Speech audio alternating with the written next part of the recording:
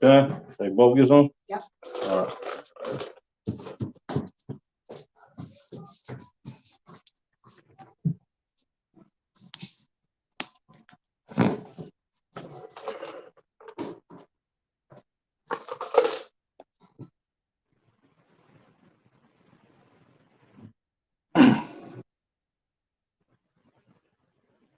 Right.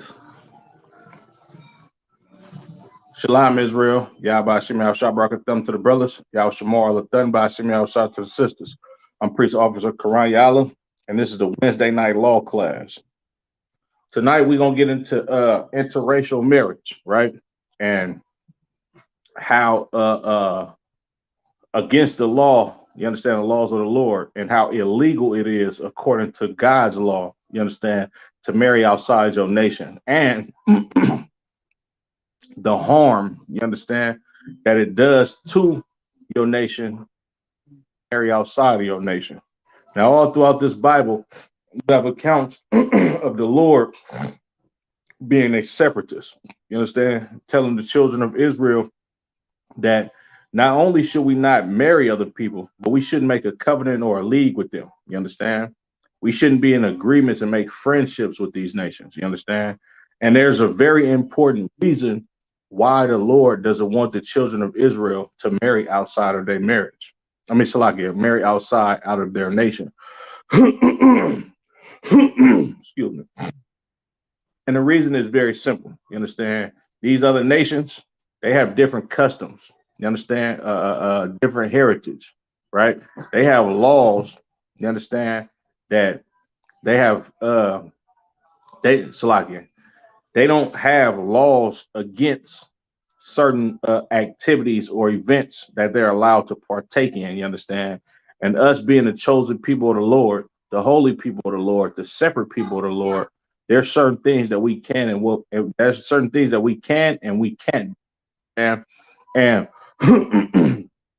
other nations, they basically is just do whatever the hell they want to. And in that, them being able to do whatever they want to, it doesn't protect a nation from plagues. It doesn't protect a nation, you understand, from bad stuff happening to them, right? So let me get my first scripture, Shalakia. Go to Deuteronomy chapter 7 and verse 3. And I use Deuteronomy, the seventh chapter and the third verse often because all throughout history, you understand, the children of Israel have always erred, wanting to be like other nations and wanting to be with other nations. You understand? In Deuteronomy 7 and 3, it makes it completely crystal clear what the Lord thinks about the children of Israel dealing with somebody out of their own nation, right? Book of Deuteronomy chapter 7 and verse 3, Salakia. Book of Deuteronomy chapter 7 and verse 3. Excuse me. Neither shalt thou make marriages with them. Thy daughter thou shalt not give unto his son, nor his daughter shalt thou take unto thy son. You understand? And who is this talking about? This is talking about all of the other nations. All right. Now, Salakia, let me go a little. I'm gonna start at verse. I'm gonna start at verse 1.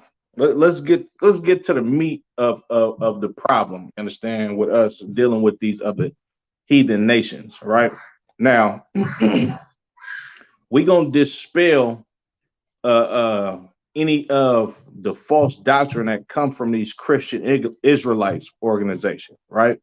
That tell you, oh, it's okay for you to deal with certain heathen women. You understand? And Deuteronomy, the 7th chapter, it only spoke about a specific group of people that we wasn't supposed to deal with, and it didn't name white people and all of this type of nonsense. Well, let me break this down for you. All right. Let's go to we'll start Deuteronomy chapter 7 and verse 1. Shalom, Princess, Yahweh Shemal, Latham by Shem Yahweh Shah. The water for tapping in. Appreciate you. Right? This is the book of Deuteronomy chapter 7 and verse 1. When the Lord thy God shall bring thee into the land whither thou goest to possess it, and have cast out many nations before thee. You understand? This is Moses talking to the children of Israel, saying that the Lord our God is going to bring us, you understand, into this land that we are supposed to possess, right? And he's going to cast out the nations that live in this land, right? This land being the land of Canaan, you understand, or known today as the land of Israel, right? Which was way bigger back then. It can pass the whole damn Middle East. But of course, Esau being a devil that the Bible speaks of, we only get a piece of that land as far as what we think of is our homeland, but it's very larger than that. You understand? So the Lord said, when he sends us to possess this land, he's going to drive these nations out before us. All right. Now let's read who these nations are. The Hittites and the Girgashites and the Amorites and the Canaanites and the Perizzites and the Hivites and the Jebusites. 7 nations greater and mightier than thou. All right. Now, the Lord named 7 nations right there, right? There's a lot of nations that you didn't hear right there, all right? And we're going to get into that. We're going to get a little bit deeper into that, you understand, to understand what the Lord actually meant as far as naming these nations and naming solely these nations, you understand? Because it's a misconception about this scripture going around in these fake Israelite groups, all right? Or some of these Christian Israelite groups saying, oh, the Lord didn't name the Edomites, so it was okay for us to deal with Edomites of this nation, which that's totally false. You understand? Verse 2, and when the Lord thy God shall deliver them before thee, thou shalt smite them and utterly destroy them. Thou shalt make no covenant with them, no show mercy unto them. You understand? So Moses is telling the children of Israel, when we go to this land, we're supposed to smite them. You understand? Utterly destroy them. Meaning exactly what Moses told them to do. Understand? Of course, from the inspiration of the Lord. We were supposed to go to this land and utterly destroy them. You understand? Wipe them out of there, right? It said we shouldn't make any covenant with them. You understand? Nor show mercy unto them, right? These 7 great nations greater than us, all right? Verse 3, neither shalt thou make marriages with them. Thy daughter thou shalt not give unto thy son, nor his daughter shalt thou take unto thy son. Understand?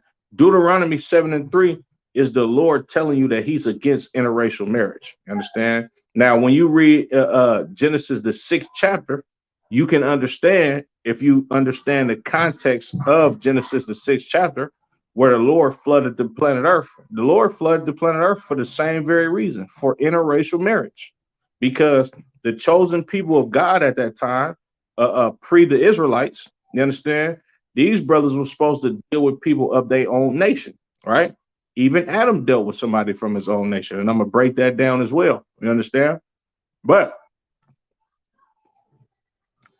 nonetheless, our people, we came into this land, we were supposed to utterly destroy these Hamites, because that's what these nations are. You understand? These nations is Hamites, right? So-called Africans. We're supposed to destroy them, get them out of the land, make no covenant with them, show no mercy unto them. And Deuteronomy 7:3 says, neither shalt thou make marriages with them. Thy daughter thou shalt not give unto his son, nor his daughter shalt thou take unto thy son.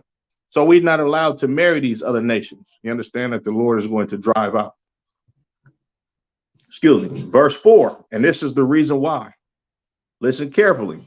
For they will turn away thy son from following me, that they may serve other gods. So will the anger of the Lord be kindled against you and destroy thee suddenly.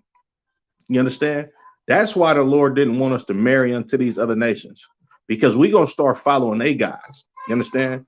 You marry a white woman, you're going to celebrate Christmas, Easter. You understand? You're going to start eating potato salad with goddamn raisins in it, all type of nonsense. You understand? Because when you marry unto this nation, you craft yourself into their culture. You understand? You take on their customs. You understand? Just like a lot of brothers who marry Asian women. You understand? Like if you got a partner that got an Asian wife or Asian broad that he dealing with, When you walk into their house, you're gonna see some Asian shrine of some of their great grandfathers, you understand, or great grandmother, or a couple on a goddamn wall somewhere. And the custom in your house, you being a black man, but she's an Asian and you married unto them, you understand? You gonna have to take a plate of food and set it in front of this goddamn picture because Asian people worship the dead, you understand? And you gonna have to basically sacrifice a plate of food every goddamn night to an Asian couple that's not even alive because that's their custom. You understand? And that's you taking on their custom and worshiping their God. You understand? The brothers in Jamaica, you understand that called themselves so-called Rastafarians, right? They they took on the custom, you understand, of smoking weed, you understand, because that's what Rastafarianism is about. It's about getting high, you understand. So what did they do? They did exactly what the East Indians did, you understand. They worshiped that East Indian god, right? Started getting high and wearing dreadlocks because smoking weed, you understand, weed comes from India, and wearing dreadlocks comes from East Indians. You understand? That's not an African culture. The Africans did not wear dreadlocks at first. You understand? That came from East Indians. All right, and so forth and so on. You understand? You marry unto America, you're gonna celebrate everything that America celebrates. Like it'll be hard for a brother to come into the Isupk up under Commander General Yohana, of course, and keep the laws. You understand? If he's married to a goddamn heathen, right? You married to an East Indian woman, you're gonna partake in a food. You're gonna celebrate they festivals and they celebrations. You understand? You marry a goddamn Asian woman, like I just said, you're gonna be sacrificing plates of food to a damn great grandmother and great grandfather every damn night. You understand? Because that's what happens when you marry another people. You follow after their gods and you forsake your own. You understand? Salakia. That they may serve other gods, so will the anger of the Lord be kindled against you, destroy thee suddenly. Understand? The Lord is going to be very mad with us by worshiping the rest of these gods, by worshiping these other nations. You understand? When you worship these other gods, you don't give a damn about your own God. When you marry these other nations, you understand? You partake in what they do. All right. So, Laki, let me get Tobit chapter 4 and verse 12 in the Apocrypha.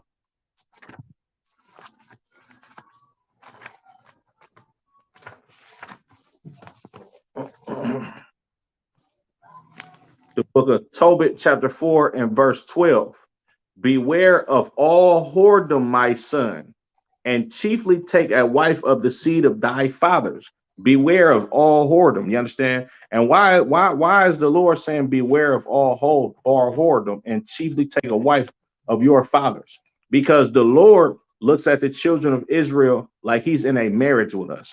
You understand? Over and over, he looks at the children of Israel as a whole as his wife, and he is the husband to the children of Israel. Understand? So if you start worshiping another God, you being a child of God, or you being in a marriage with the Most High God, you understand, spiritually, and you go worship another God, that's you being a whore on your God. You understand? That's you going a whoring after gods. You understand? After other gods, right? So the Lord said, beware of all whoredom, my son, and take not a strange woman to wife. Why not take a strange woman to wife? Because, like I just said, if you take on another woman that's of another nation, you're going to play the harlot for her God. You're going to start worshiping the things that she does. You understand? You're going to start partaking in the celebrations and the festivals of the people that she's a part of, because that's their God and that's what they worship. You understand? This is why the Lord said, reading on, and take Salaki, and take not a strange woman to wife, which is not Salaki. I'm gonna read it from the top. Beware of all whoredom, my son, and chiefly take a wife of the seed of thy fathers. You understand? If you take a woman out of the seed of your fathers, y'all gonna worship it the same thing, because she worships what her father worships, and you worship what your father worships, because y'all come from the same nation. You understand? You can't worship your God and be in bed with a goddamn East Indian woman, because her culture is not to do what you do. You understand? Your God never fought for her people. You understand? Your God is against her people. You understand? Your God has made your people fail against her people. So what the hell she look like worshiping your goddamn God? I seen on Facebook the other day. Uh, I seen a fake Israelite post a picture of the broad chili from TLC. Right now, I didn't notice. You understand? But now, you understand when a couple of brothers in the school pointed out to me, and I did some research on it, it was true. Now, it was a picture of this broad chili. You understand? That was that's from the singing group TLC, right? This dark skin one with the long hair. All right. Now, a brother from a fake Israelite group, he posted a picture of her reading the Torah and an Instagram post saying happy Sabbath or some of that sort. You understand? And he put, man, all praises. You know how the fake Israelites talk. All praises. The sister Chili knows who she is. All praises to the Most High. A couple of my brothers in the UPK, they like, yeah, she's not an Israelite. She's a heathen. You understand? She an East Indian. And I'm looking at the picture. I'm like, damn. Now that the brother said it, she damn sure does look like an East Indian. Now I did research right after that. You understand? And what I found out was her mother is African American and her father is where they said he was from. I think they said he was Persia or something like that, but he was of Bangladeshian descent. You understand? Meaning that his people came from Bangladesh. All right. Now, when you look up the people from Bangladesh, these are East Indian people. These are the people of Elam. You understand? Which the brothers pointed out in the post. You understand? Now, of course, she don't understand the scriptures, but knowing that black people are the chosen people, you understand? She's believing that, okay, my mother is black, so this is what I'm supposed to be doing because this is the fad that's going on with black people, and this looks like the most logical way for me to have some type of spirituality in the black community, not knowing that you are who your father is. You understand? So now, if she knew full good and well that she was who her father was, she wouldn't be reading that goddamn Torah. She wouldn't be posting stuff talking about happy Sabbath because she would understand that her people are the enemies to the children of Israel. And she need to go ahead and take on the customs of her forefathers. You understand? But Salakia, Tobit chapter 4 and verse 12 from the top again. Beware of all whoredom, my son, and chiefly take a wife of the seed of thy daughter, Salakia, of thy fathers, and take not a strange woman to wife, which is not of thy father's tribe. The Lord is telling us, look, beware of all whoredom. You understand? Meaning, don't go a whoring after other gods by marrying a heathen. Understand? Chiefly take a wife, you understand, that comes from your same nation as you. Take a wife of the seed of your fathers. You understand? Because you can't go a whoring after a god, go whoring after another guy if you got a sister that's your rib and y'all believe in the same principles, because this was instilled in her from her forefathers, which is the same nation as your forefathers. You understand? Salakia. It says, no, which is Noah. You understand? Abraham, Isaac, and Jacob. Remember, my son, that our fathers from the beginning in Genesis, even that they all married wives of their own kindred and were blessed in their children, and their seed shall inherit the land. You understand? Yeah, right, princess. I didn't know she wasn't Israel either. You understand? But it's a lot of them. It's a lot of these damn heathens that's posing as us in our communities. You understand? And they've been doing this for a long time. Matter of fact, you can find this in the Bible, right? When Christ told the woman that she had never worshiped in the land of Israel again. You understand? She told Christ that, look, my forefathers worshiped in this mountain a long time ago. Christ already knew that she was a descendant from the people that the Assyrians put there when they exiled the northern kingdom out of there. You understand? And it's the same thing today. All of these people want to be us. Another one that's not a Israelite. You understand that poses as one of our people. You understand? Um, yeah, damn right, princess. They definitely make a lot of money doing that. But I know you remember the Fresh Prince of Bel Air, right? The younger sister, Ashley Banks, the dark skinned one with the longer hair. She's an Elamite. You understand? Her forefathers are Elamites. You understand? From East India. Her name is Tatiana Ali. You understand? She's a damn Elamite. The older sister on Fresh Prince of Bel Air, she's a white woman. You understand? But these people pose as us because they got dark skin like us, and America knows that they can exploit black people by putting another nation of people around us and in our mix that look like us, you understand, and use them to influence us to believe in the agenda of America. You understand? But I'm gonna read that again. Noah, Abraham, Isaac, and Jacob, remember, my son, that our fathers from the beginning, even that they all married wives of their own kindred and were blessed in their children, and their seed shall inherit the land. You understand? Noah, Abraham, Isaac, and Jacob married all wives of their same kindred. You understand? And Adam married a wife of his same kindred. Let's break that down because a lot of people don't understand the metaphors that are in the book of Genesis. You understand? Go to the book of Genesis, chapter 2 and verse 21.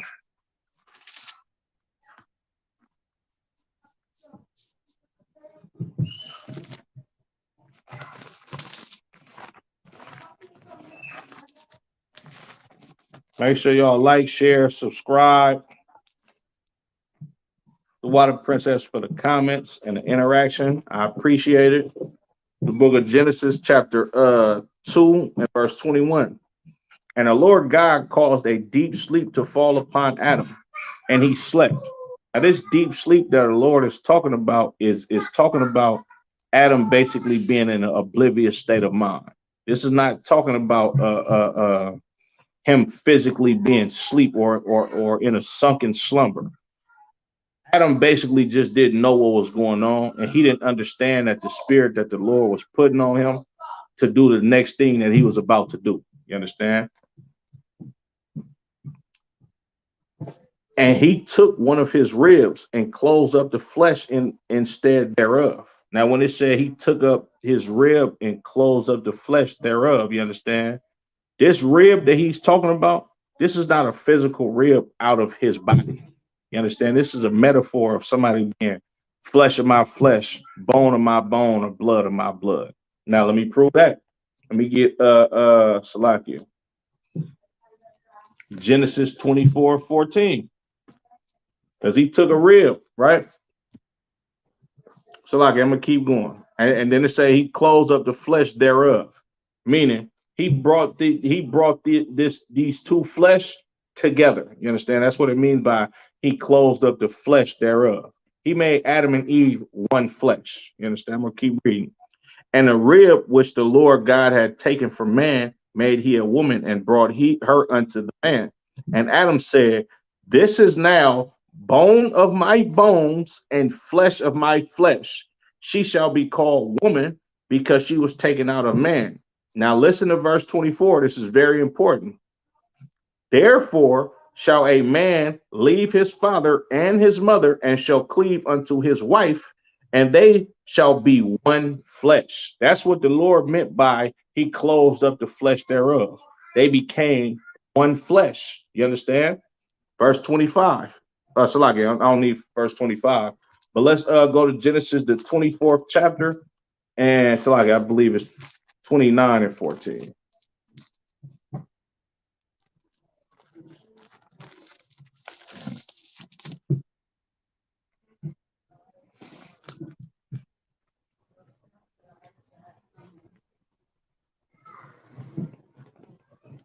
It's the book of Genesis, chapter 29 and verse 14, right?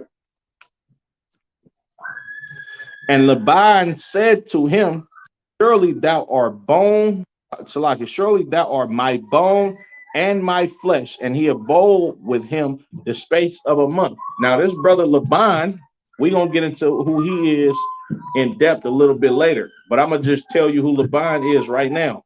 Laban is a man that comes from the same family as Rebecca, which was Jacob's mother. And his father Abraham, I'm gonna get to that in a second. His father Abraham told him to go find Laban and go marry one of Laban's daughters because Laban was of near kindred, you understand, to Rebecca, Jacob's mother. All right. And of course, we're gonna get into that too. Rebecca was also of the same nation of her husband Isaac. All right. Let's get some more. Let's go to Genesis, the 11th chapter. Right now, I just read to you in Tobit, the 4th chapter and the 12th verse. It said Noah, Abraham, Isaac, and Jacob. They all chose wives from the same seed of their fathers. All right.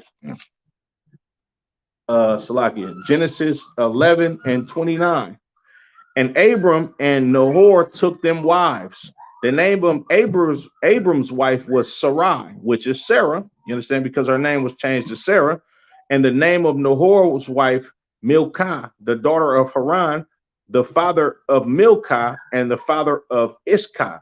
Now, this is telling you who Abram's wife is. His name was later changed to Abraham. But Abram's wife, Sarai, according to Tobit, the 4th chapter and the 12th verse, was a sister of his same nation. So let me get that again, in case brothers and sisters out there just tuning in the class. The book of Tobit, chapter 4 and verse 12. Beware of all whoredom, my son, and chiefly take a wife of the seed of thy fathers, and take not a strange woman to wife, which is not of thy father's tribe, for we are the children of the prophets. Noah, Abraham, Isaac, and Jacob. Remember, my son, that our fathers from the beginning, even that they all married wives of their own kindred and were blessed in their children, and their seed shall inherit the land. Now, we are the father of the, we are the sons of the prophets. You understand? Our fathers from the beginning, and it named them. Noah, Abraham, Isaac, and Jacob all took wives of their own nation. You understand? And these was absolute men of God, perfect men that walk before God. You understand? So now, let's get some more. Let's go to Genesis, the 24th chapter, and the first verse.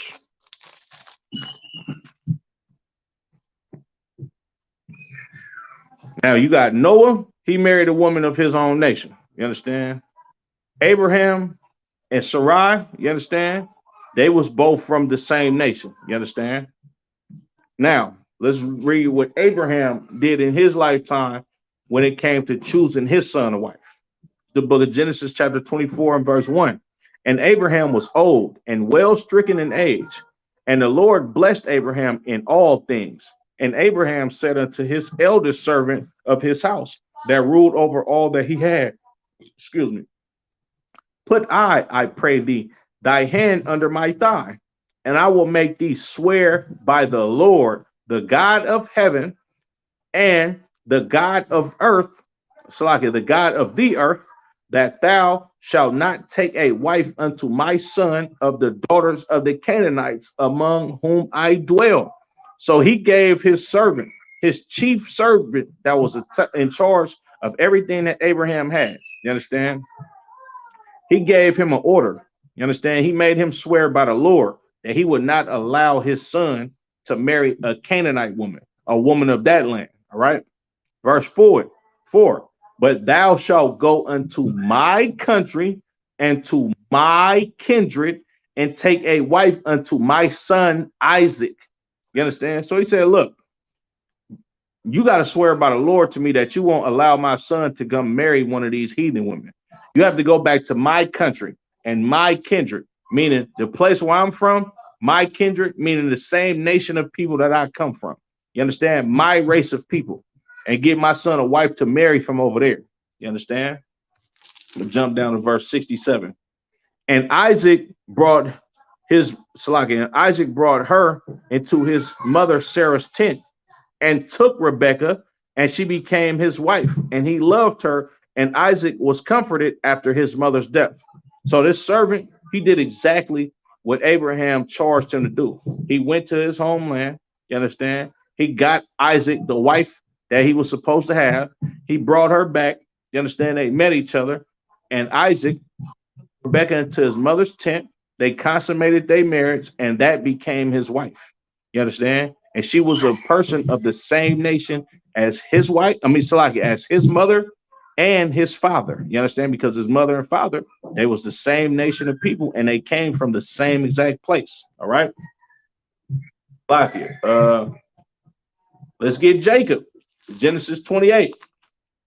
So we got Adam, Noah, Abraham, Isaac. Now we're going to give you Jacob. These is all our forefathers that married women out of their own nation. You understand? Because this was an order of the Lord. All right. It's the book of Genesis chapter 28 and verse 1. Salakia.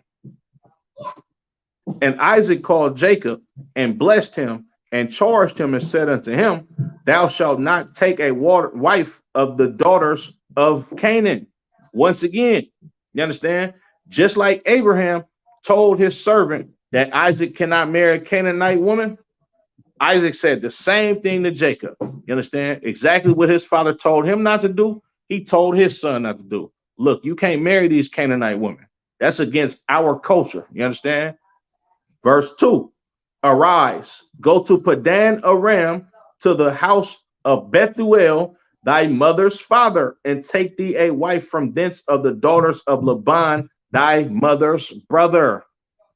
He had to go take a woman, you understand, from the same place that his mother came from, you understand, because Isaac never lived in the land where Abraham and Sarah was from. You understand? Rebekah grew up over there.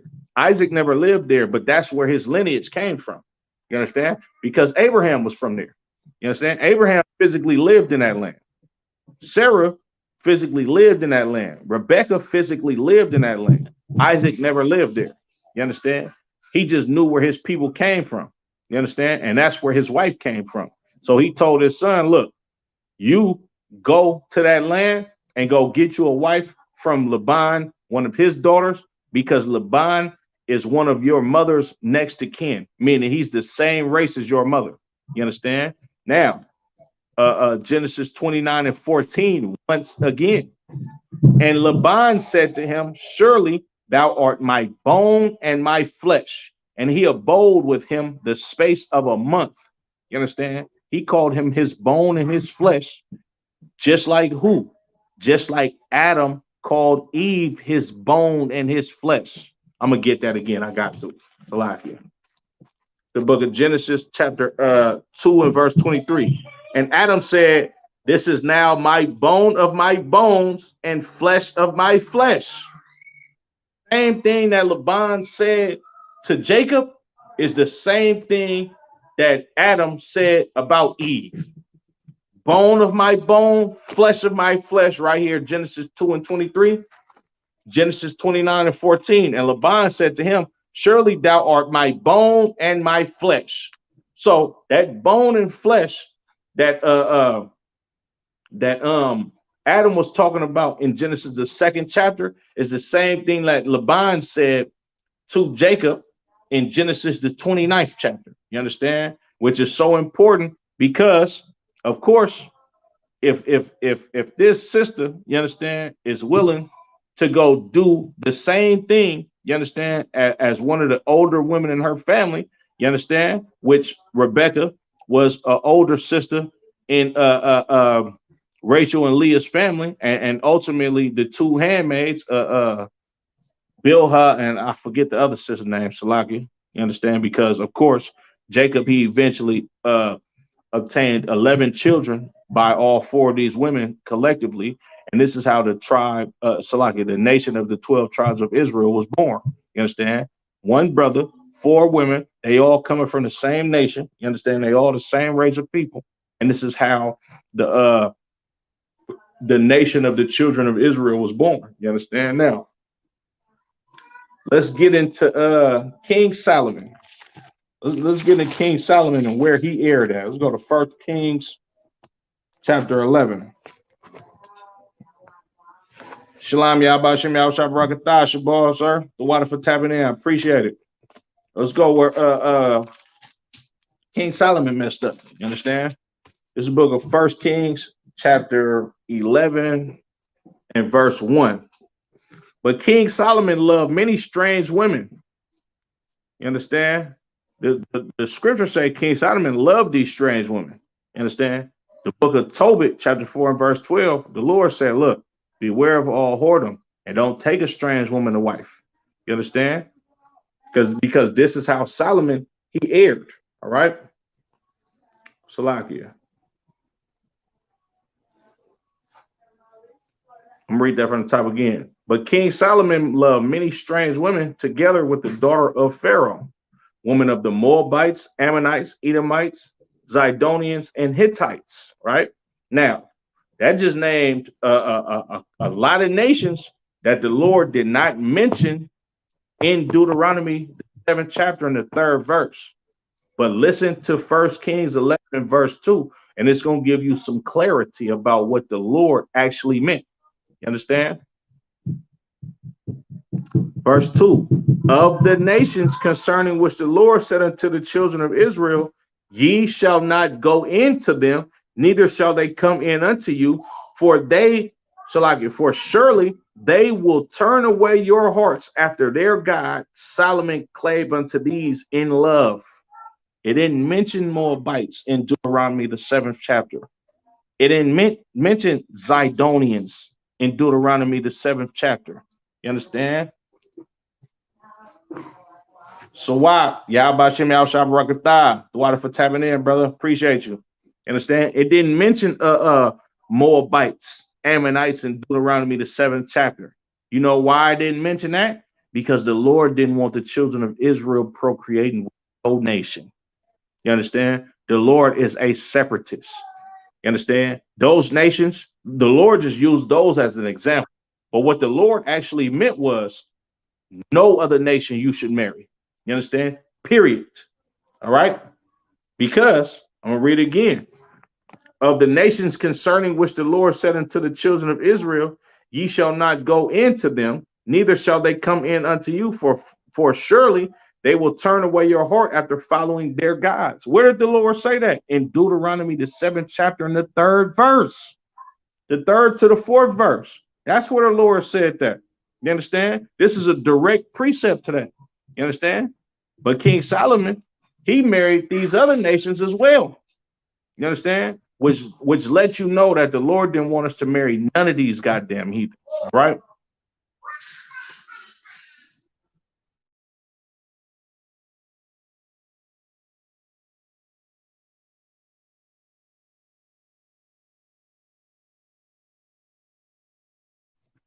Salakia. Solomon, into verse 2. Solomon clave unto these in love. And he had 700 wives, princesses, and 300 concubines, and his wives turned away his heart. For it came to pass when Solomon was old that his wives turned away his heart after other gods, and his heart was not perfect with the Lord his God, as with the heart of David his father. So Solomon, he clave unto these strange women in love. And after a while, his heart went after other gods, meaning he started worshiping other gods. You understand? Verse 5, for Solomon went after Ashtaroth, the god of the Zidonians, which the Zidonians, those are some Hamites, you understand, some Canaanites, all right? And after Milcom, the abomination of the Ammonites. The Ammonites is your so-called Japanese people today, you understand? and the tribes of Asians that come from Japanese. You understand? Verse 7. Then did Solomon build an high place for Camash, the abomination of Moab. So then, you understand, he built a high place for Camash, you understand, the abomination of Moab, the god of the Chinese people. You understand? In the hill that is before Jerusalem, and for Molech, the abomination of the children of Ammon. You understand? Moab, Salakia, Molech. You understand? That's that big. I think it's a big. That's that big cow god. You understand? That they used to light on fire and sacrifice their goddamn babies to. You understand? They're like the big cow god on fire, and a cow god's hands would be out like this, and they would light this statue on fire. You understand? To where it'd get nice and hot, and they would go up and set their babies in the hands of this hot ass statue. You understand? To sacrifice their child in order or in hopes for a better life. That's the spirit of the abortion clinic today. You understand? When you marry on to these other people, you understand, take on their customs and their lifestyle, you begin to sacrifice your own goddamn children to these other gods. And Salakia. Verse 8.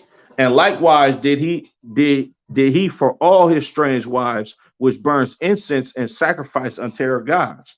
You understand? He built up these temples, you understand, in these high places of worship, you understand, sacrifice for all of his strange wives.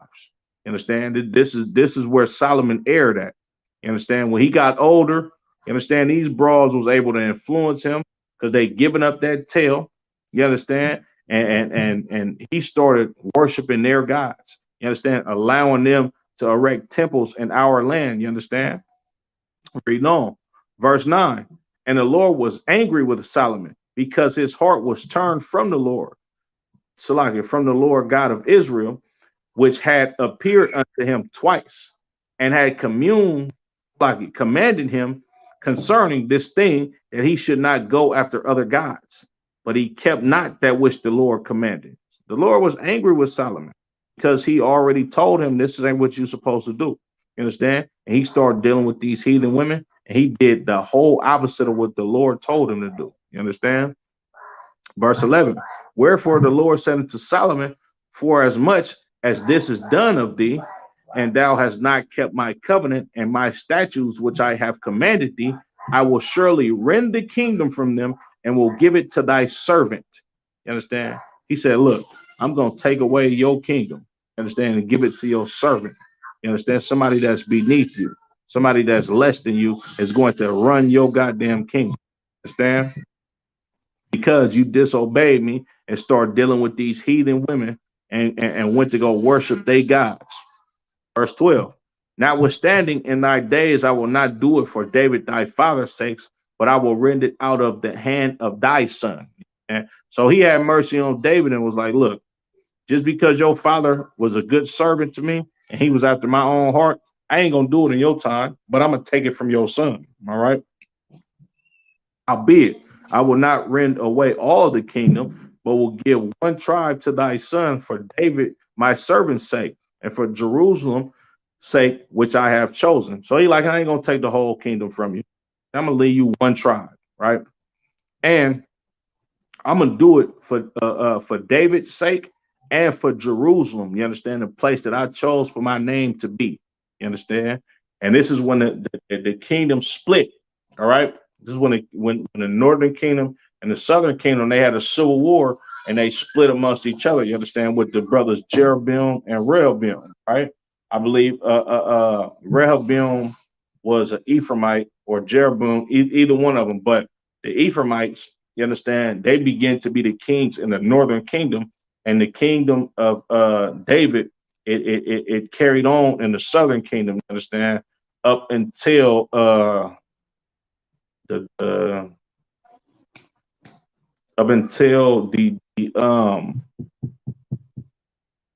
Babylonian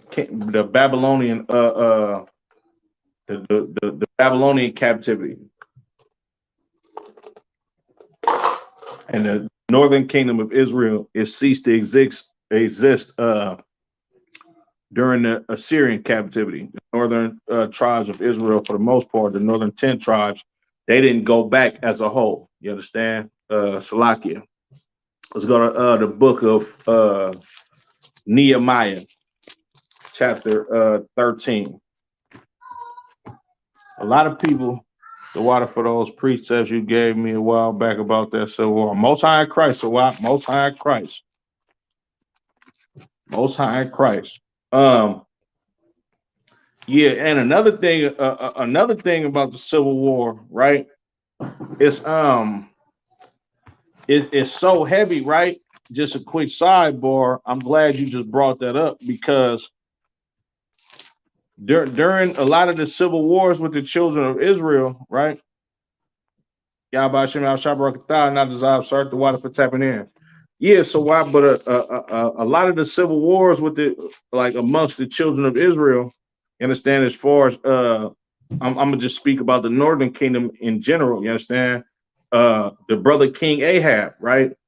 He allowed a civil war to brew between Elijah, you understand, and of course his kingdom due to how weak he was up under his wife Jezebel. I'm gonna get a little bit of that count in a second, you understand?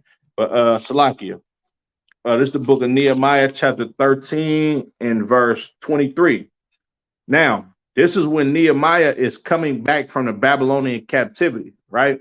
And when he came back from the Babylonian captivity to Jerusalem, he seen how evil the children of Israel was being in Jerusalem and how they was marrying other nations and making league with heathens, you understand, and allowing them to live in the temple and so forth and so on. So Nehemiah, he came back tripping, you understand, trying to get it back in order, right?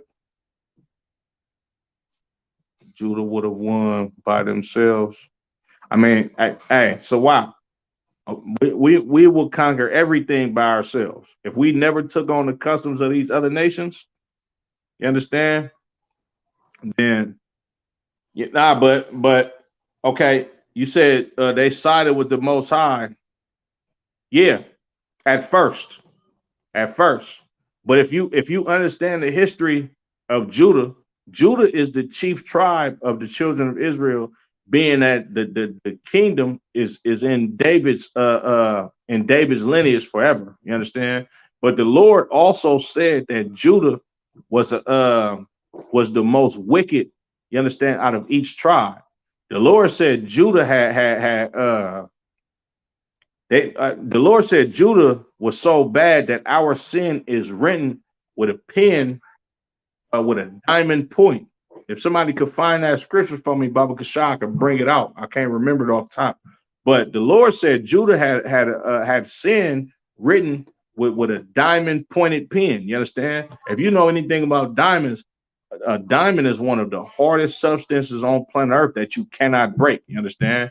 And the Lord basically was saying, like, look, nigga, you Negroes, y'all done did the most with the sin that y'all done did. You understand? Y'all done read it. Y'all sinned so goddamn much that it's just imprinted with something that you can't even break. You understand? Y'all done written y'all sin out with in diamond. You understand? And yeah, but Judah's a cold tribe, you understand? Salakia. But Salakia, Nehemiah chapter 13 and verse 23. In those days also saw I Jews that have married wives of Ashdod, Ammon, and of Moab. So when Nehemiah came back to Jerusalem, you understand? Yeah, to find that precept, you could just Google sin in diamond and then just put KJV and it should pop up. So right. So now when Nehemiah came back to Jerusalem, you understand, he seen read it again. In those days saw I Jews that had married wives of Ashdod, of Ammon, and of Moab. So he seen brothers that got wives of different nations. You understand? Salakia. And their children spake in half the speech of Ashdod and could not speak in the Jews' language, but according to the language of each people. You understand? So when he came back, he's seeing a whole lot of half-breed Israelites. You understand? They having a father that's an Israelite, they mother's a damn heathen, and they don't even understand the holy tongue. They can't speak the Lashawan Kodash. You understand? They speak in whatever language that the Chinese or the Japanese spoke at that time. All right. And there, Salakia, verse 25, Jeremiah 17:1. I'm gonna go ahead and read that for you. Most High in Christ, the water.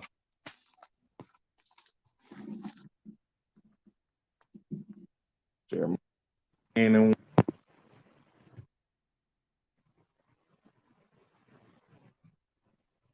Yep. The book of Jeremiah, chapter 17 and verse 1. The sin of Judah is written with a pen of iron and with the point of a diamond. It is graven upon the table of their heart and upon the horns of your altars. You understand? The Lord said, man, look, y'all sin has been written with a pen of iron and a point of a diamond, and it's graven upon your heart. Meaning you niggas sin like astronomically. You understand? Y'all sin is like my brother Karadazar said. He said niggas got diamond encrusted sin. Like we shining in sin. That's basically what the Lord is saying. That's the best way I could put it to you. You understand? We is shining and draped in sin. You understand? Most High Christ, you understand? You know, we gonna get it on together. I can't wait to see you at the Passover. You understand? We definitely gonna have a ball, man, for sure. You understand? But Salakia, back to Nehemiah the 13th chapter, right? Verse 25. And I contended with them and cursed them and smote certain of them and plucked off their hair and made them swear by God, saying, ye shall not give your daughters unto their sons, nor take their daughters unto your sons, or for yourselves. So look, Nehemiah, he when he say he contended with them, he flashed on them. You understand? Like he was checking brothers. Like, what the hell is wrong with y'all? Like, what y'all got going on? You understand? Damn, and of course we're following behind in that sin. Damn right. So you understand? Because of course, you know, Judah being the chief tribe, we got a lot of influence over the other tribes of the children of Israel. You understand? Of course, the king, you understand, David and King Solomon and Yahushua, right? Being the kings of the tribe of Judah, of course, in righteousness, everybody's going to follow after our leader, our ruler. You understand what I'm saying?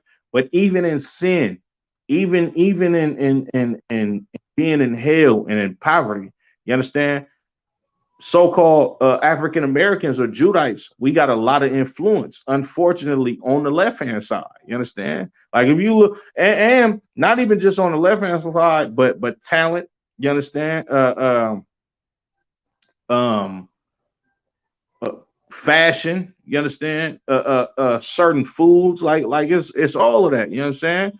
And yeah, you're right. Sawab is yeah, we damn sure is following in that sin. But Salakia, reading back on Nehemiah 13-25 once again, and I contended with them.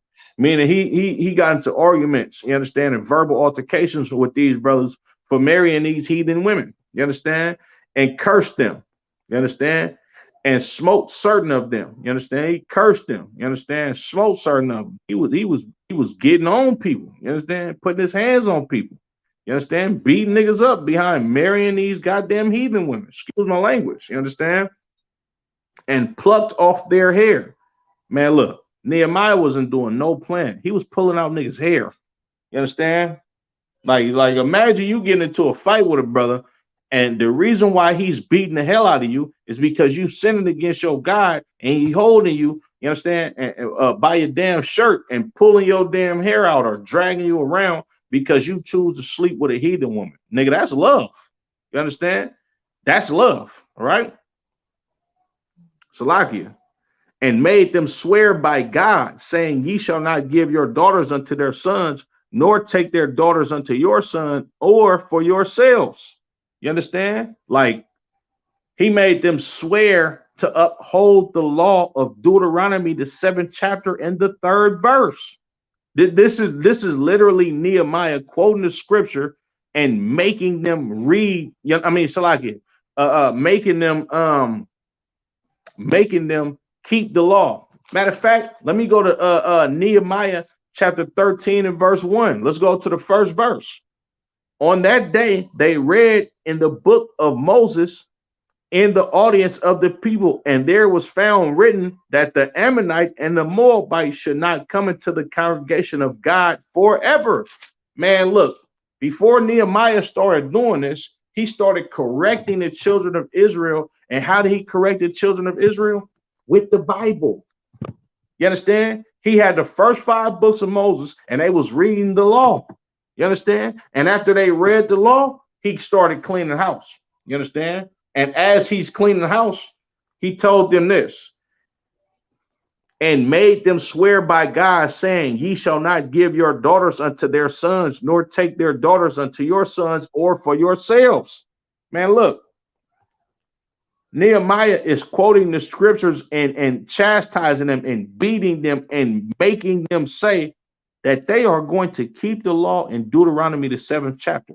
Because Nehemiah understood what the hell was going on. He just came back from the slave. You understand? Nehemiah he worked for the king of Babylon at that time. He understood why his people was being oppressed, because niggas was not following the law. So him understanding how much that his people are oppressed, and him actually having to work, you understand, physically for the king, and seeing how deliciously the king is living off the backs of the children of Israel, when he kept Salakia, when he got a break from the king and came back to Jerusalem and seen all the evil and wickedness that was going on in his land, he was like, hell no, we're not finna keep doing this, bro. Nigga, I'm tripping. Bro, I work for the king. Right now, we up under these goddamn Babylonians, and y'all want to keep sleeping with these heathens? Oh, yeah, I'm finna kick some ass. You understand? I'm finna make y'all swear by this law, right? Verse 26. Did not Solomon, king of Israel, sin by these things? Then we just read this in 1 Kings, the 11th chapter. Solomon, the king of Israel, sinned by these things, by sleeping with heathen women. You understand? You can't have Becky and Karen. You understand? You can't have Sue Young and Ling Ling. You understand? You can't do that. You can't sleep with I don't even know a goddamn Arab woman's name. You understand? You can't sleep with no East Indians, no Samoans. You understand? Tongans, none of that. You can't do none of that. You understand? Because that's against the law. All right. Middle of verse 26. Yet among many nations was there no king like him, who was beloved of his God, and God made him king over all Israel. Nevertheless, he did outlandish Salakia. Nevertheless, even him did outlandish women cause to sin. King Solomon was the greatest king of his time. You understand? But these outlandish women, they even caused him to sin. So what the hell are you doing being common niggas going to go sleep with these goddamn heathens when they made the greatest king, you understand, and all his glory sin against God? You niggas ought to be ashamed of yourselves. You understand? Verse 27.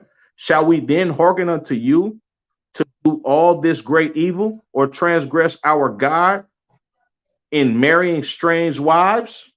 He like, man, should we listen to you dumb niggas? You understand that saying we should marry these strange women? You understand? Look, Solomon was loved of the Lord, and he sinned against God by marrying these heathen women. So why in the hell should we listen to you niggas when we know King Solomon, that was greater than all you dumb niggas? You understand? He sinned against God. So you mean to tell me that we looking at the example of King Solomon sinning against God and how the kingdom was rent from his hands? You understand? And now you niggas is doing the same thing, and we should listen to you, and y'all ain't nowhere near as great as Solomon was.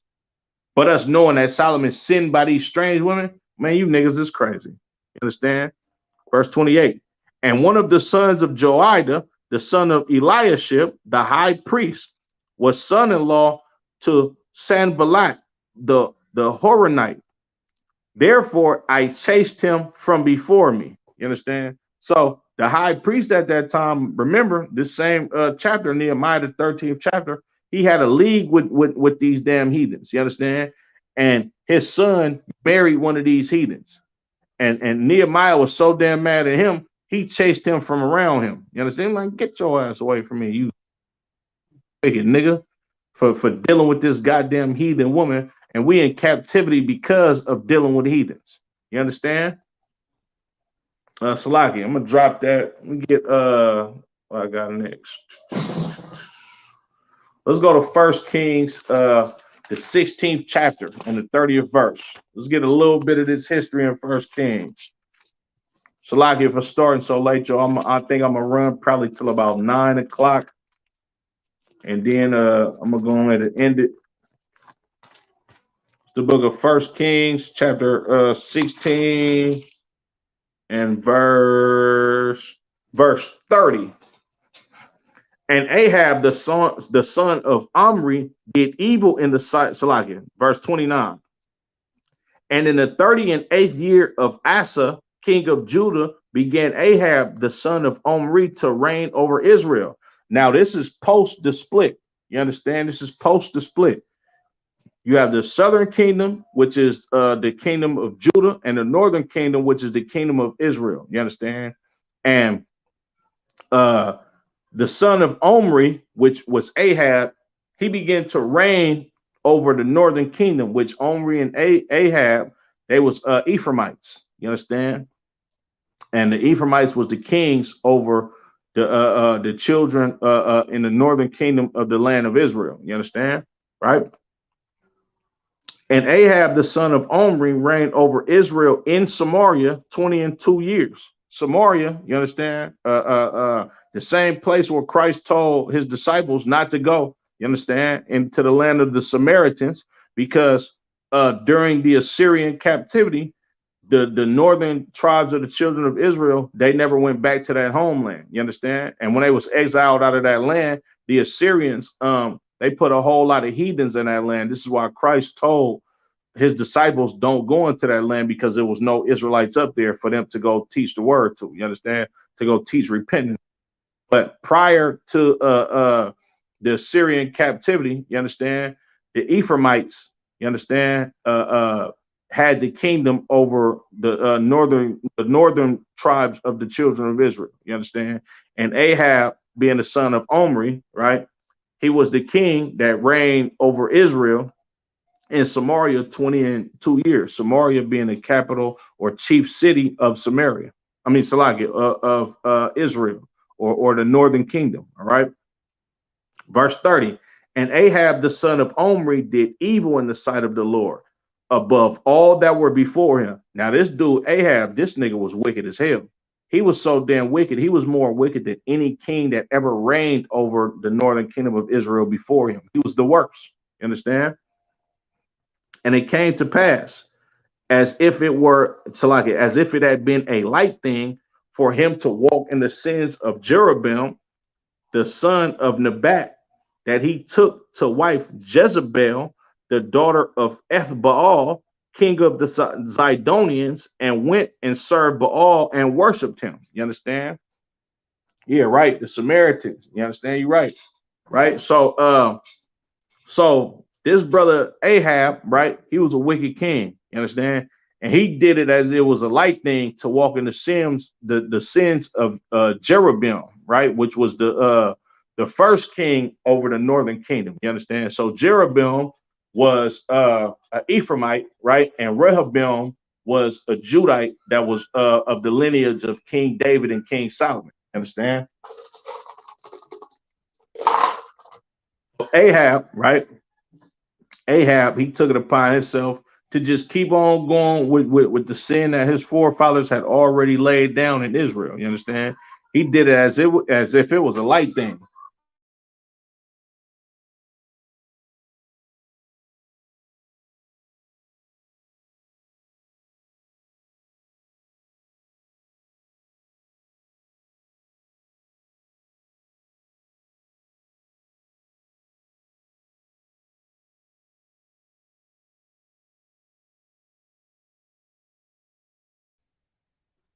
Salakia, y'all. I got bad kids. Salakia. But anyway, so King Ahab, you understand, he took it as a light thing to keep on with the sins, you understand, and continuing to sin like Jeroboam, his forefather. And then he married Jezebel, you understand, which was the daughter of a Zidonian king. You understand? The Zidonians is Hamites, these is Canaanites, these so-called Africans. You understand? They're a tribe of Africans that come from the Canaanites. Most High in Christ, so the water. I definitely appreciate them kind words, brother. Right? Salakia. Verse 31 again. And it came to pass as if it had been a light thing for him to walk in the sins of Jeroboam, the son of Nebat, that he took to wife Jezebel, the daughter of Ethbaal, king of the Zidonians, and went and served Baal and worshipped him. Right? Baal is a Canaanite god, you understand, that the Zidonians worship, right? Of course, which they gods mean nothing at all, but it's just some deity that they just came up with, you understand, out of thin goddamn air, you understand? And King Ahab, he worshiped Baal because of his wife. Deuteronomy 7:3 all over again. Don't take on their women because you gonna go and worship after their gods. You understand? And that's exactly what Ahab did. Verse Salakia. Verse 33. And Ahab made a grove, and Ahab did provoke, Salakia did more to provoke the Lord God of Israel to anger than all the kings of Israel that were before him. You understand? This boy, King Ahab, boy, this nigga would be worse. He was the worst nigga, you understand, to reign over the northern kingdom of Israel. You understand? Yeah, right. Right. So you understand, like comic book characters. But you know what's so heavy? It's real life. So and this is your history. You get what I'm saying? Like that's what make these scriptures so beautiful. You understand? Like, look at it from like, because I'm a brother that loves history. You understand? I don't give a damn what type of history it is, whether it's good history or bad history. I just love the history of the world. You understand? So when I read these scriptures, it's like it's almost like, damn, like especially when I first came into the truth, I'm reading the scriptures, I'm like, damn, like this is really actually our forefathers. And then after a while, you know what I'm saying, when brothers are young officers and you start to actually get into the scriptures and understand what America and your adversaries have taken from you, it makes you mad. You understand? And this is why Barakatai Hawaii Shah for Commanding General Yohana, you understand, for holding on to this truth. Because instead of just being some nigga from the ghetto that our culture just smoking weed and gang banging, no, we actually are righteous and prestigious people. We are people with deep, rich history. Black history for blacks, Latinos, and Native American Indians don't just start in America as us being goddamn slaves and sharecroppers. You understand? We were the kings and the princes of the earth. We are we are the highest looked at nation, you understand, up under the sun, according to the Most High. You understand? We better than everybody else. If you could, so why? Get that scripture where it say what profit is it being a Jew? Just put what profit is it being a Jew and put KJV. You understand? But and pull that scripture for me, Baba Kashah Sawab, if you could. What profit is it in being a Jew? KJV. Put that in your Google search for me and the water in advance. You understand? So this dude, King Ahab, this nigga was evil and wicked as hell. You understand? I'm gonna jump to we're gonna read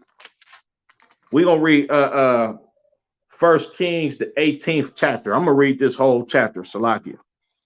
And it came to pass after many days that the word of the Lord came to Elijah in the 3rd year, saying, Go, show thyself unto Ahab, and I will send rain upon the earth. And Elijah went to show himself unto Ahab, and there was a sore famine in Samaria. And Ahab called Obadiah, Romans 3:1. Hold on, give me 1 second. I believe that's it, so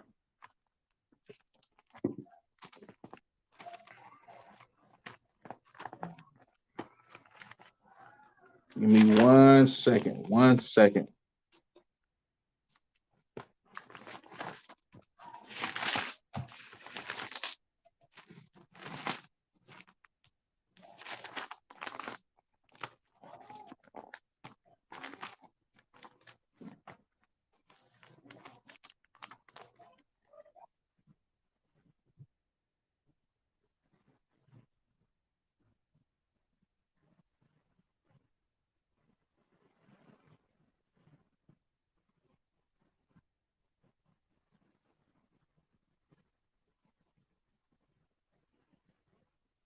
Romans chapter 3. Yeah, kind, most high in Christ. That's exactly what I wanted. You understand? The book of Romans, chapter 3 and verse 1. What advantage then hath the Jew, or what profit is there of circumcision? You understand? What advantage is it being a Jew? You understand? What advantage, you understand, Salagi, or what profit is there of circumcision? You understand? This is talking about circumcising your mind, you understand, or the foreskin of your heart. This is talking about keeping the law, statutes, and commandments. What profit is it in being an Israelite? Or what profit is it, you understand, in keeping the laws, right? Verse 2, much every way, you understand? Much every way, meaning everything, like everything we profit in every way being a Israelite. You know why? Because the Lord our God is on our side. We profit in every way in being the children of Israel and keeping the law, statutes, and commandments, because the Lord is going to give us everything that he promised to us. It's either sink or swim with God. You understand? Verse 2, much every way, chiefly because that unto them were committed the oracles of God. You understand? It's better to be an Israelite than anybody else on planet Earth.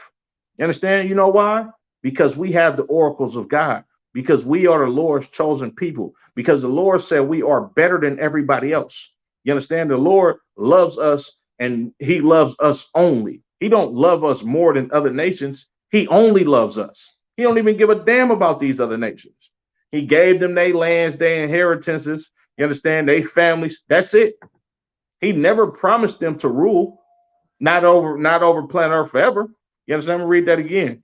Romans 3 and 1. What advantage then hath the Jew, or what profit is there of circumcision? Much every way. You understand? We better than everybody because we Israelites. You're better than everybody because you keep the law, statutes, and commandments. You understand? Chiefly because that unto them were committed the oracles of God. You understand? That's a cold precept. You gotta write that one down, so you understand? Most high Christ, the what out for finding that for me. All right. Salakia. What was I at? Yeah, so King Ahab, evil as hell, you understand? We jumped down to First Kings, the 18th chapter, you understand? And this is the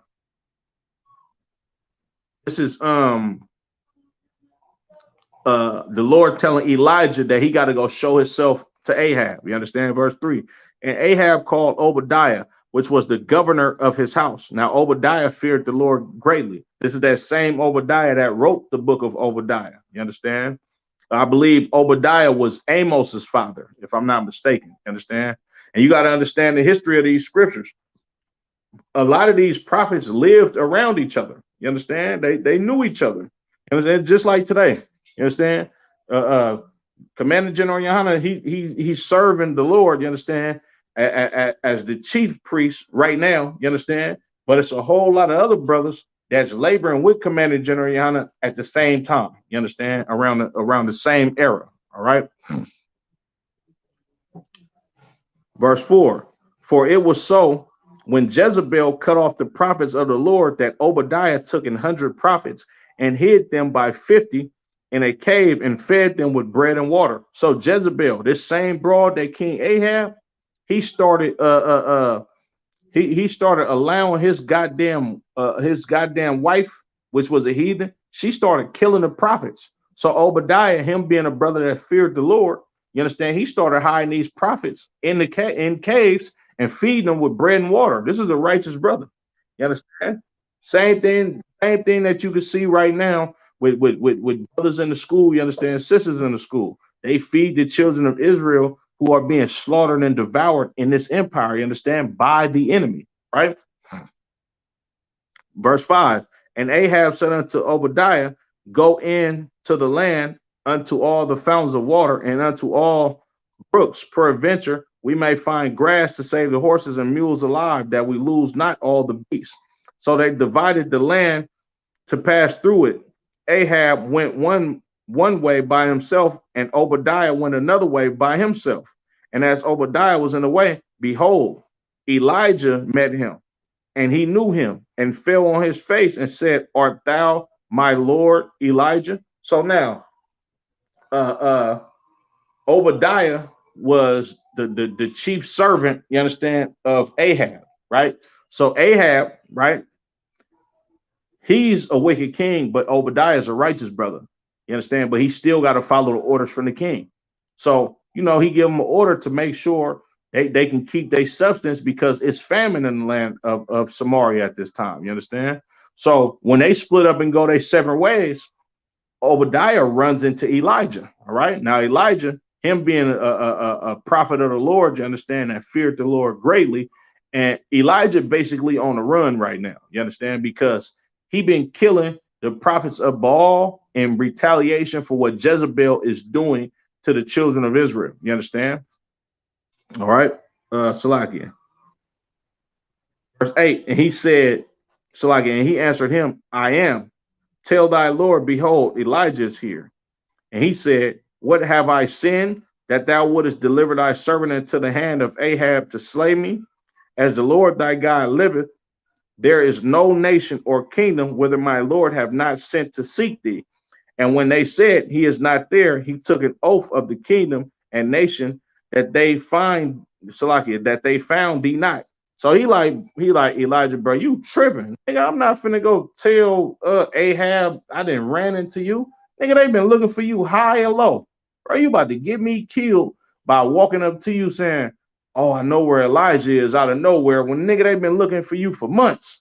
Nigga, you tripping. I'm not finna do that, bro. You out your mind. You understand? He like, nigga, you gonna get me killed, right? Verse 11. And now thou sayest, go tell thy Lord, behold, Elijah is here. And it shall come to pass as soon as I am gone from thee, that the spirit of the Lord shall carry thee whither I know not. And so when I come and tell Ahab, and he cannot find thee, he shall slay me. But I, thy servant, fear the Lord from my youth. You understand? He like, look, bro, I go tell right. So you gotta feel these scriptures. So you understand? I know you feel me. You understand? But he like, look, bro, I go tell him you around. The Lord probably gonna send you somewhere where we can't know you, where we ain't gonna know where you at again. And when this dude can't find you again, then he gonna kill me. Nigga, you crazy. I'm not gonna do that. You understand? Verse 13. Was it not told, my Lord, what I did when Jezebel slew the prophets of the Lord? How I did, Slaki, how I hid 100 men of the Lord's prophet by 50 in a cave and fed them bread and water.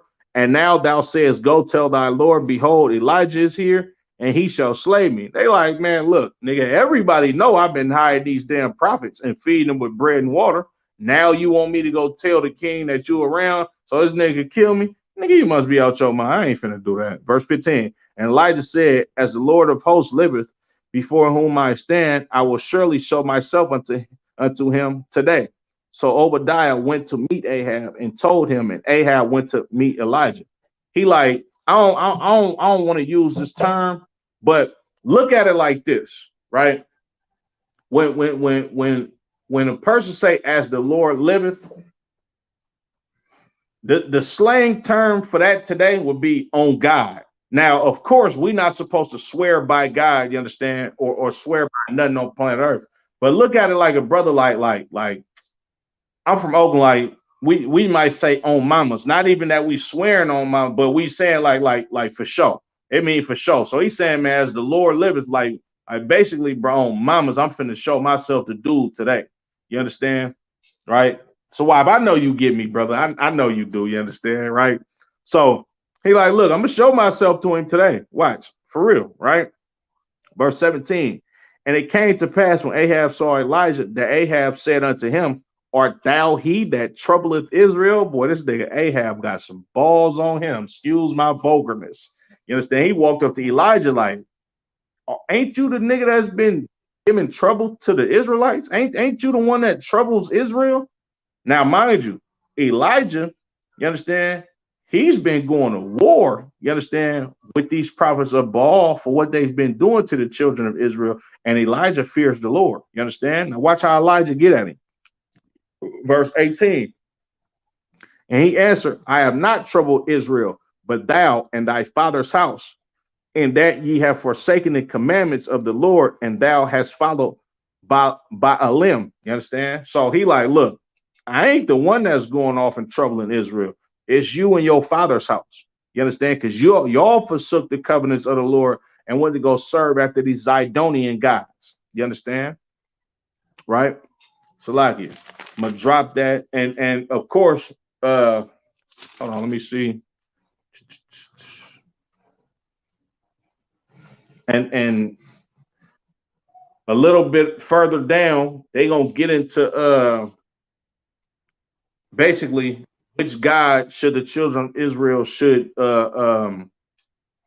be serving. You understand? I'm not gonna get into that breakdown, but I want to give you some context of Ahab, you understand, and what him marrying a heathen woman, what it actually did to the children of Israel as far as our people being killed, you understand, and Jezebel having a lot to do with it, her being a heathen, you understand, and the reason why these prophets was getting killed because they was against worshiping this other God, you understand. But First Kings chapter 18, Sawab, you can write that down, brother. I definitely urge you to read, you know what I'm saying, the books of Kings, both of them in the both books of Chronicles. It's a lot of deep, rich history in both of these books, you understand. But at the end of the rest of the book of First Kings, the 8th Chronicles. All right, Most High in Christ. So I definitely appreciate the kind words, brother. You understand? Salaki, let me go to First Kings chapter 19. Now this is after Elijah and Ahab, they had a somewhat of a contest, and the contest was, look, if this God, you understand, that these Zidonians worship, if this God is allowed to set this animal sacrifice on fire without anybody lighting a fire to it, then we'll serve that God. But if the God of heaven, you understand, Yahweh, the same God who our fathers worship, sets our sacrifice on fire, then we worship our God. What happened is the Lord, of course, came through for the children of Israel. The Zidonians God don't even effing matter, you understand? What happened was, of course, the Lord came through for the children of Israel, and Elijah put a lot of them prophets of Baal to death. You understand? Now, this is the aftermath of that. First Kings chapter 19 and verse 1.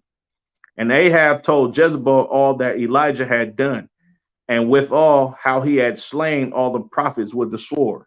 Ahab, being a sucker for this goddamn Zidonian woman, you understand, and her God, he went back and told his damn woman what his brother Elijah did in killing these prophets of Baal, right?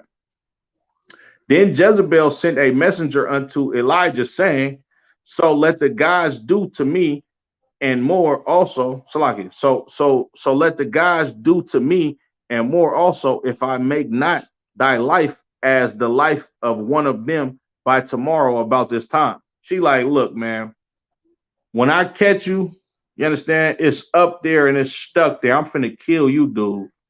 Killing all of the people and the prophets of my God that my people serve. You understand? If I don't catch you tomorrow and kill you about this time that you received this letter, then may God kill me just how you killed them prophets. But nigga, I'm gonna get you. You understand? She sent a death threat to him. You understand? Like this like imagine today, you know what I'm saying? You see two brothers that call themselves ops on Instagram, you understand? And they going back and forth on Instagram, and the nigga like, nigga, when I catch you, I'm gonna kill you. That's exactly what Jezebel said to Elijah. Like, nigga, when I catch you, boy, you done. You understand? Verse 3. And when he saw that, he arose and went for his life and came to Beersheba, which belongeth to Judah, and left his servant there. So Elijah went on a run. You understand? Because he know this Jezebel, she ain't playing. She been slaughtering the prophets of the Lord. You understand? And he like, man, look, I gotta go ahead and get up out of here. You understand? Salakia. 1 Kings chapter 21 and verse 1. Now, mind you, all of this stuff is happening because Ahab, he's wicked, evil, and he's married this goddamn heathen woman. You understand? This heathen woman, she is sanctioning the murder and the slaughter of the prophets of God. The same nation that Ahab comes from, he's allowing his wife and her people to kill our brothers. You understand? That's righteous. You understand? 1 Kings chapter 21 and verse 1. And it came to pass after these things that Naboth the Jezreelite had a vineyard which was in Jezreel, hard by the palace of Ahab, king of Samaria. And Ahab spake unto Naboth, saying, give me thy vineyard, that I may have it for a garden of herbs, because it is near unto my house, and I will give thee for it a better vineyard than it. Or if it seem good to thee, I will give thee the worth of it in money. You understand? So Ahab, he go holler at Naboth. He like, bruh, you got this big vineyard. It's close to my house. You understand? I'm trying to cash you out for it, trying to give you a couple dollars.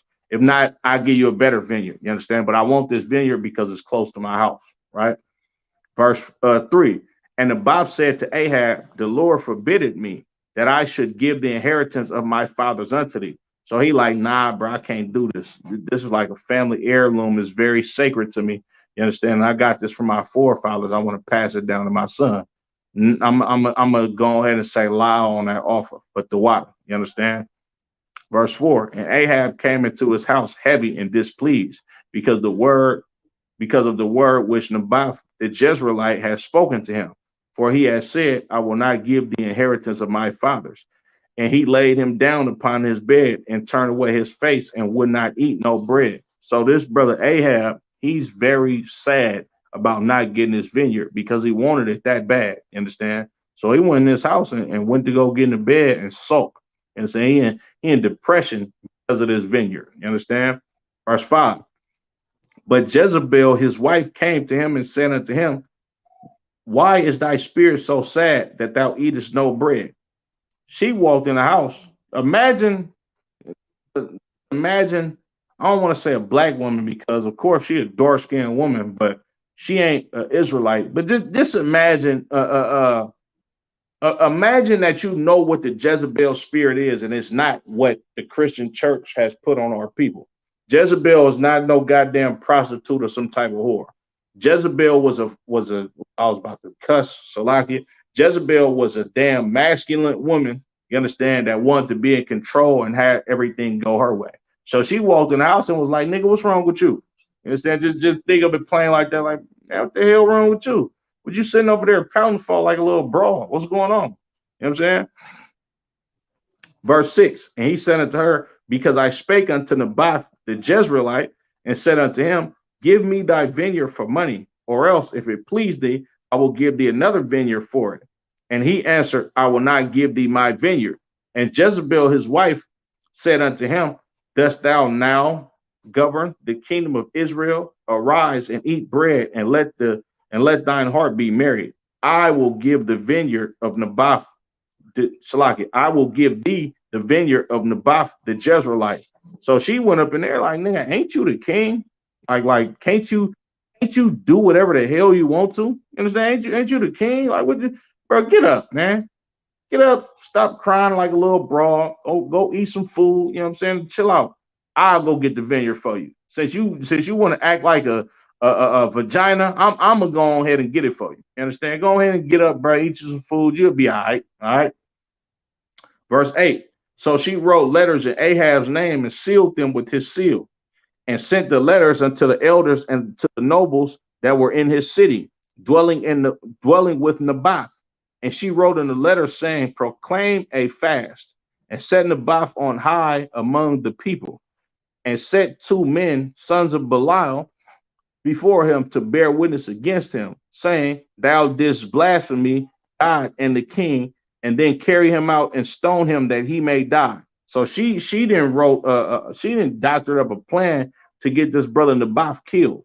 You understand? She like, look, man. She basically put a contract out on his head. You understand? Like, yeah, we gonna go ahead and get rid of him. You know what I'm saying? Verse 11. And the men of his city, even the elders and the nobles who were the inhabitants in his city, that Jezebel had sent unto them. And as it was written in the letters which she had sent unto them, they proclaimed a fast and set Naboth on high among the people. And there came in two men, children of Belial, and sat before him. And the men of Belial witnessed against him, even against Naboth, in the presence of the people, saying, Naboth did blaspheme God and the king. Then they carried him forth out of the city and stoned him with stones that he died. Then sent Jezebel, then they sent to Jezebel saying, Naboth is stoned and dead. Right. Damn right. Evil. Said it you right on the head, so you understand? And of course, she a heathen, so she don't give a damn about our people. She killing the prophets. So it's nothing for her to kill a common brother. You understand? That then sent they to Jezebel, saying Naboth is stoned and is dead. And it came to pass when Jezebel heard that Naboth was stoned and was dead, that Jezebel said to Ahab, arise, take possession of the vineyard of Naboth the Jezreelite, which he refused to give thee money, for Naboth is not alive, but dead. You understand? This brother lost his life and his forefathers' inheritance. You understand that they passed down to him because this wicked ass king wanted to go marry a goddamn heathen. You understand? And he turned his heart after following their God. You understand? To sum it up, to marry a goddamn heathen, you understand? You're gonna follow after the gods of these heathens. And these heathens don't give a damn about the children of Israel. And they will kill us. And by you worshiping these other gods, all you fake Israelites and you Christians, you're not going to give a damn about the children of Israel either. And you don't care if we live or die because you serve the same God as the enemies of the children of Israel. And you want to be just like them. That being said, Yahweh Shem Yahshua Barak Thumb to the brothers, Yahweh Shemal Thumb by Shem Yahshua to the sisters. The water, Sawap for tapping in. The water, officer of 5,000 Shabal, you understand? Officer of 1,000 Natazah for tapping in. My lovely wife, Princess Kayla, for tapping in. Let me see who else. I believe that's it. The water, y'all, for tapping in. I definitely appreciate the support. You understand? Once again, April 1st, Raleigh, North Carolina, 2023, the Lord's 54th annual Passover, man. Honor your forefathers, you understand, and get with your nation. Be there. Shalom, Israel.